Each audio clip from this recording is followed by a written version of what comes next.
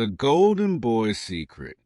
Many years ago, in my family, there were two sons. My brother Jack was the son.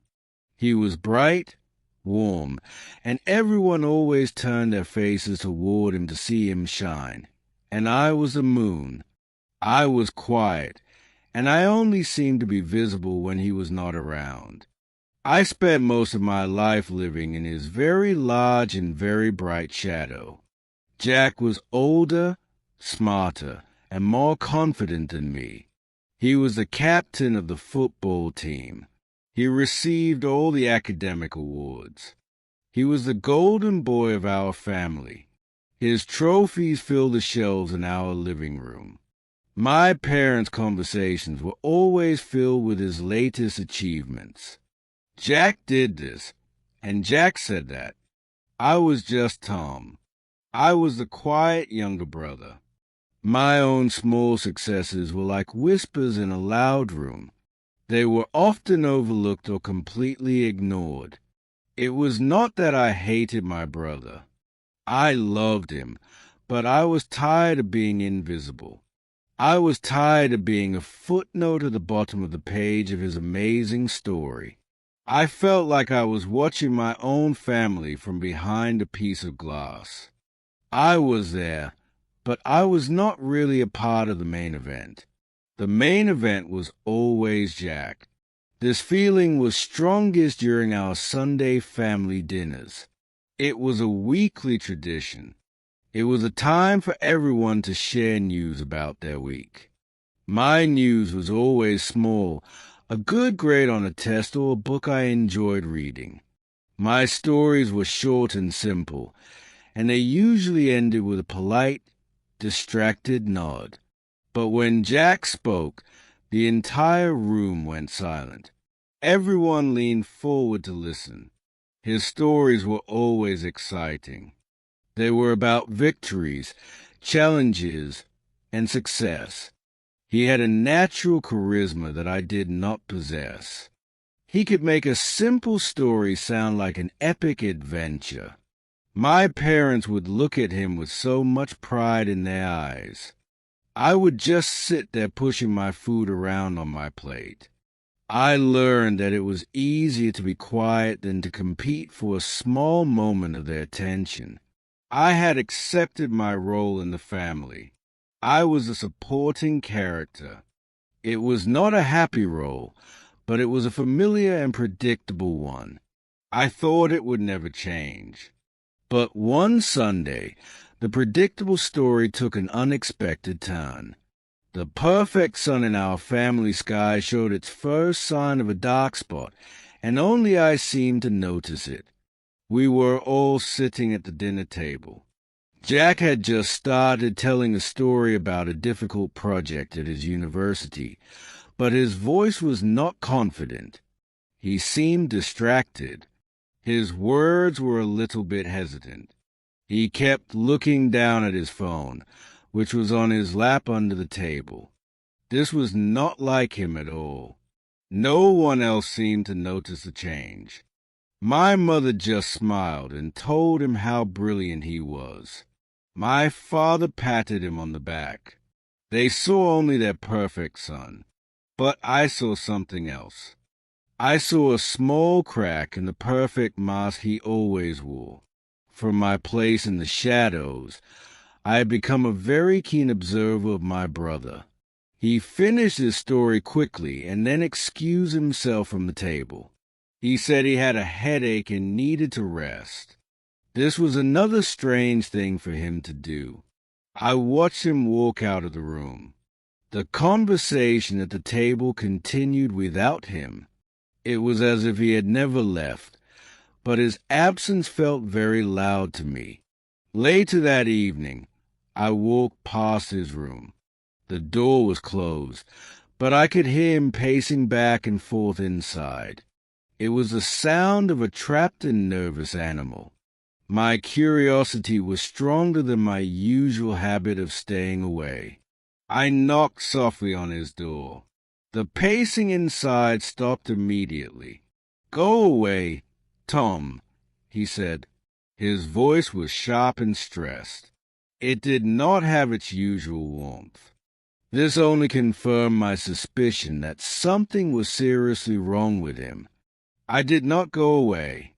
I opened the door a little and peeked inside. He was standing by his window, looking out into the darkness. His back was to me. "Everything okay?" I asked, keeping my voice neutral. I was expecting him to get angry and tell me to leave him alone. That was the usual script for us. He did not turn around. "Yes, everything is fine," he said, but his voice was not convincing at all. "Just tired. Go back to your room." "You don't look tired, Jack," I said, stepping into the room. "You look scared." That word made him turn around to face me, and I was right. In his eyes, I saw an emotion I had never seen there before, pure undisguised fear. His perfect mask was completely gone. In its place was the face of a young man who was lost and terrified. He looked like he was carrying a very heavy secret. "What do you know about anything?" He snapped at me. He was trying to be angry, but the fear in his voice was much stronger than the anger. He was trying to push me away. "I know that you have been acting strange all week," I replied calmly, "and I know that whatever is wrong, it is bigger than a simple headache."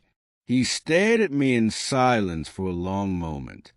It felt like he was seeing me for the first time, not as his little brother, but as another person. Maybe he realized that I was the only person who had noticed his pain. The parents who adored him were completely blind to it. But I, the shadow, had seen the truth. He walked over and closed his bedroom door quietly. He leaned his back against it with a deep sigh. He looked completely defeated. "You cannot tell Mom and Dad," he said, and his voice was almost a plea. "You have to promise me you will not say a word about this to anyone." "I won't," I said, and I meant it. In that moment, a strange feeling of loyalty washed over me. It was not about him being the golden boy. It was about him being my brother. He ran his hand through his hair, a gesture of pure anxiety. "I messed up, Tom," he whispered, his voice full of shame. "I really messed up." He told me the story. It was about a bad investment he had made with his student loan money, a guaranteed opportunity that had turned out to be a complete scam. He had lost all the money that was supposed to be for his final year of university, money that our parents had worked so hard to save for him. He was deep in debt, and the people he owed money to were not very patient. They were calling him every day. He was trapped, and he did not see a way out. He had been trying to fix it alone. He did not want to tarnish his perfect image. He did not want to disappoint our parents. The secret was eating him alive. "I don't know what to do," he said, finally looking at me. "I have never failed at anything in my life. I don't know how to handle this kind of situation." I just listened. For the first time, I was the one who was calm, and he was the one who was falling apart. The roles we had played for our entire lives were suddenly reversed. He was not the son anymore. He was just a scared man who had made a very big mistake. He was human, he was vulnerable, and he was my brother. I did not feel any happiness about his failure. I did not feel any satisfaction that the golden boy had finally fallen. I only felt a deep and surprising empathy for him. He looked at me with his desperate, frightened eyes. The silence in the room stretched on. He was waiting for me to say something, to judge him maybe. but I did not judge him. I saw an opportunity, not an opportunity to be better than him, but an opportunity to finally stand next to him as an equal. He had always been the one to solve problems. He was the one with all the answers, but now he was lost. And for the first time, he was asking for directions. He looked at me, and his perfect mask was completely gone now. He took a shaky breath and said the 6 words I had never heard from him before. I think I need your help. Those 6 words hung in the air between us. I think I need your help.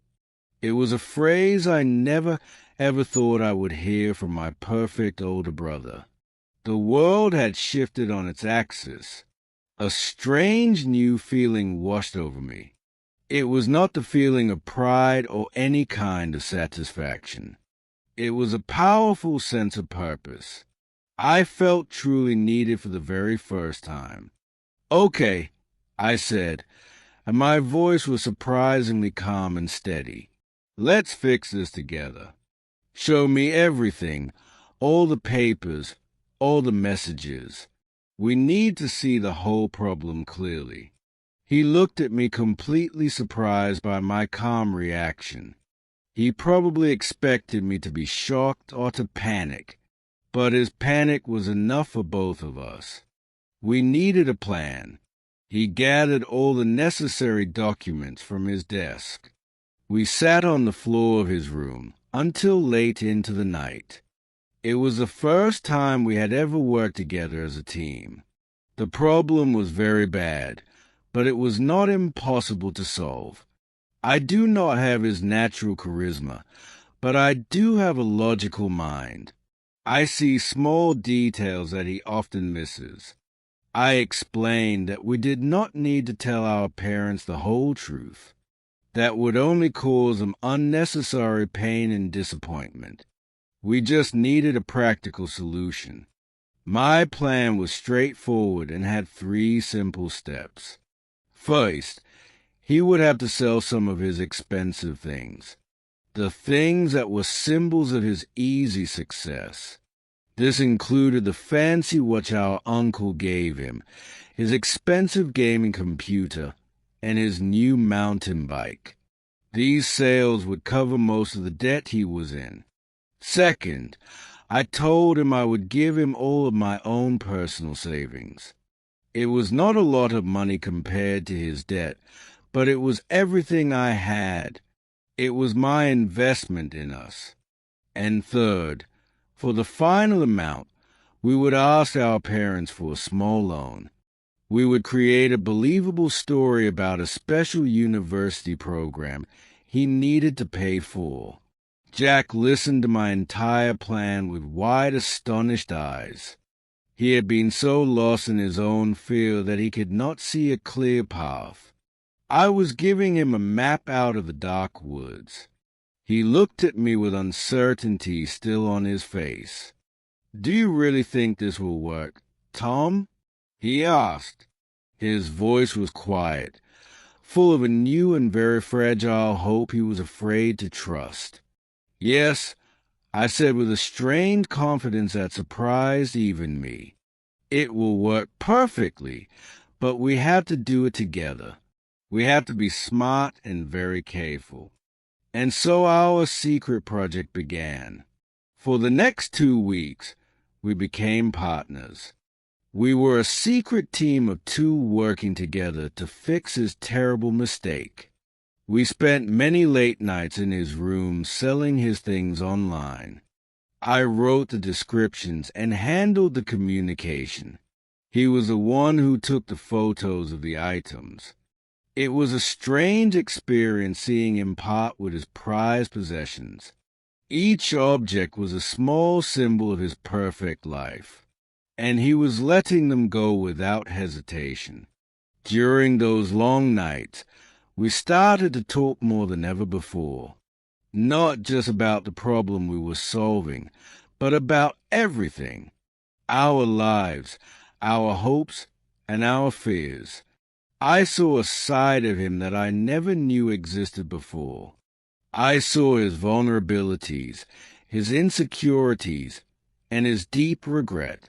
He was not just a golden boy. He was human, and in return, he started to see me in a completely new light. He saw that I was capable, organized, and calm under pressure.